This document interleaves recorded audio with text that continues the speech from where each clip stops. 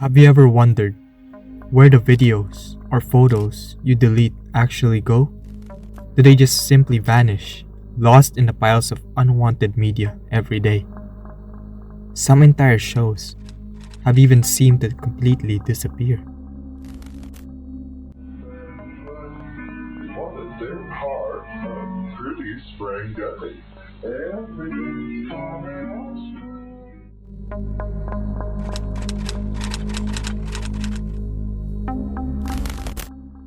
You may be wondering, what was that cartoon that just flashed on the screen?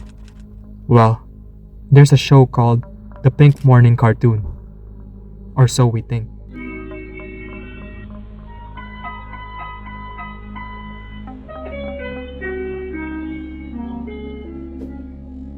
April 3rd, 2020. A Reddit post was made by the user named Rob Lung on the obscure media subreddit. The post stated, "Anonymous bizarre public access morning kids show, late 1990s. It included a link to a YouTube video that appears to be a clip from one of the episodes. Or to Grandma. Just as soon as they thought it was over though, Grandma said, "Maybe you better go out and play in the sunshine. Well, it'll do you good. Every child needs lots of sunshine and fresh air." Weird, right? Although the show was created in the late 90s, doesn't the footage seem intentionally grainy? That's just my speculation though. From Rob Long, we learned that the show primarily aired on Columbus, Ohio at 4:30 a.m. and was a religious-based program for children. To this day, there is no information about the people involved in the show, and we don't even know its official name. Pink Morning is simply what everyone refers to it as. I could create an entire video based on this topic, but I'll shorten it and give a quick summary. As soon as this video surfaced and gained more attention, a Discord group was formed to uncover more information about the cartoon. Jenkem, the person who originally posted these clips, joined that group. He mentioned that he and his sister regularly recorded shows and made mixtapes out of them, which is how he has episodes of the show. This adds credibility to its existence. Additionally, the group that set out to investigate the show actually managed to contact the producers. And yes, it's a real show. The tapes for the show had simply been lost over time, which is why finding information on it had been so difficult. This lost media isn't a hoax. It's just buried in the rubble of old tapes, seemingly never to be found again.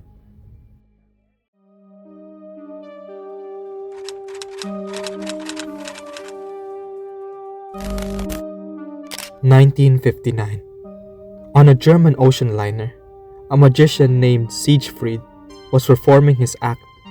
He invited a staff member, Roy, to join him on stage to help with his magic. As the show reached its climax, they decided to bring out a live cheetah. This daring finale led to both Siegfried and Roy being fired from their jobs on the cruise ship, and thus a legendary duo was formed.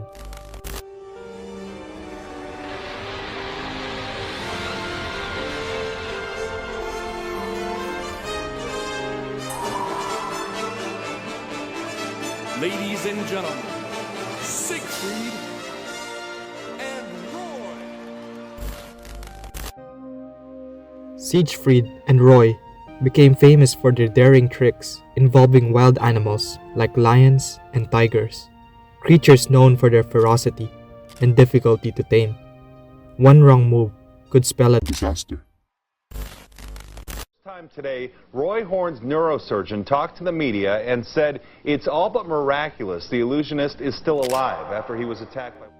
After being fired from the cruise, Siegfried and Roy sought opportunities elsewhere. Their talents flourished, and they quickly rose to international fame, booking shows from around the globe. 2003, Las Vegas. Their final performance. The first half went smoothly, mesmerizing the audience with their incredible magic. But then, Tragedy struck. One of the tigers suddenly lunged at Roy, mauling him and attacking his neck, dragging him off stage. Panic erupted, and the audience scrambled for the exits. Thankfully, someone used a fire extinguisher to subdue the tiger and halt the attack.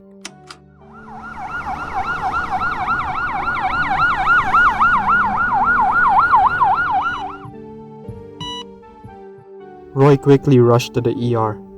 He sustained permanent damage to his physical and verbal abilities, but remarkably, he survived. The fact that Roy lived to tell the tale is nothing short of miraculous.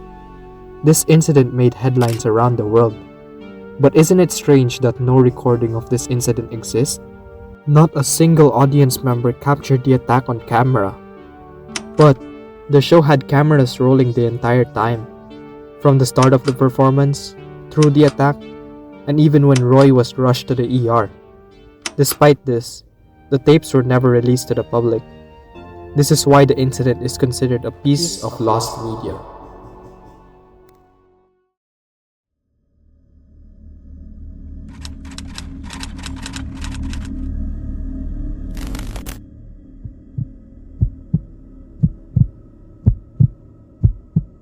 Trepanation, the act of drilling a hole in the skull. You might wonder, what sane person would ever consider this a surgical procedure? Believe it or not, this procedure was actually quite popular around the 6000 BCs, up till the 19th century. People believed it could heal certain head injuries and release evil spirits. Now, in the 1970s, a documentary titled Heartbeat in the Brain emerged. This film features Amanda Fielding. In a short clip from the documentary, we watch her perform a trepanation on herself.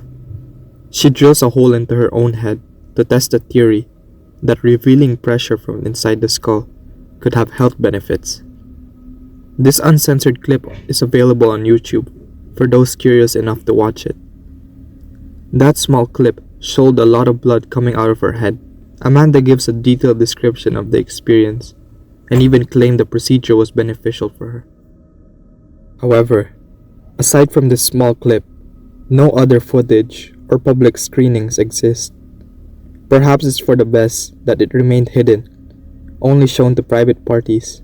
Maybe it's better that it stayed concealed from the public eye. That wraps up all the lost media I'll be covering for today. The research for this video was quite challenging. It's tough to find relevant and entertaining information on such obscure topics. Despite that, I want to extend a heartfelt thank you to all my viewers. Your support means the world to me, especially as I've just hit my first milestone of 100 subscribers. Here's to hitting even larger milestones in the future. Anyways, I'd like to thank you for taking the time out of your day to watch me. Since you're here, you might as well click that like button and subscribe. I'll be back with another video next week.